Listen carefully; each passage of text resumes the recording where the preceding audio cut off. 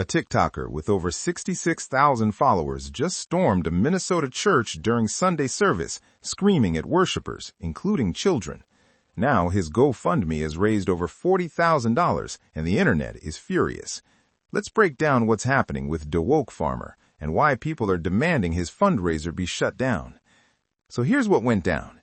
On Sunday, anti-ICE protesters burst into City's church in the Twin Cities area of Minnesota during worship services. They were shouting things like "ICE out" and causing chaos in front of shocked churchgoers.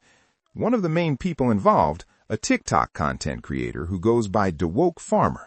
His real name is William Kelly, and he's become pretty well known for his politically charged videos criticizing ICE and the current administration. But here's where it gets more complicated. The protesters targeted this specific church because they claim one of the pastors, David Easterwood, is also the acting director of ICE's St. Paul field office. The protests in Minnesota have intensified recently, following the fatal shooting of a woman named Renee Good by an ICE agent. The Trump administration says she was trying to ram the agent with her vehicle, but protesters dispute this account. Now, this isn't Kelly's first time disrupting church services.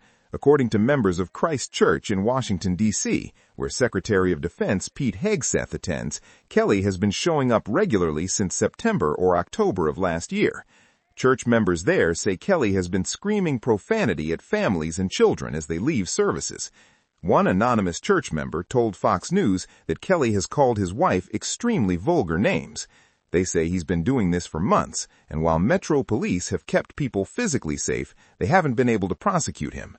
In December, Kelly was reportedly arrested by the Secret Service for disorderly conduct, though details on that case are still unclear. Here's where the online outrage really kicked in. Kelly has a GoFundMe campaign that's raised more than $44,000. He says the money is for travel expenses, food, shelter, and megaphone batteries so he can exercise his First Amendment rights across the country. But here's the thing. The fundraiser description has apparently changed. Fox News reported that it originally said he wanted to travel the nation scolding the Gestapo for their bad decisions. Now it says he wants to stay loud for the Republic and support peace. People on social media are not having it. Hundreds of users on X are calling for GoFundMe to take down the campaign. Many are accusing Kelly of harassment and saying the platform shouldn't allow fundraising for what they're calling disruptive actions or even domestic terrorism. Some are pointing out that disrupting church services could violate the FACE Act. That's the Freedom of Access to Clinic Entrances Act, which also protects places of worship from obstruction and intimidation.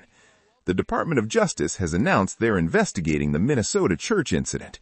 So that's where things stand right now. William Kelly, a.k.a. DaWokeFarmer, continues to post on TikTok, defending his actions, calling the church white supremacists, and challenging authorities to come and get him. His GoFundMe remains active despite thousands of reports. The DOJ investigation is ongoing. This story raises some big questions. Where's the line between protest and harassment? Should fundraising platforms allow campaigns that support disruptive actions?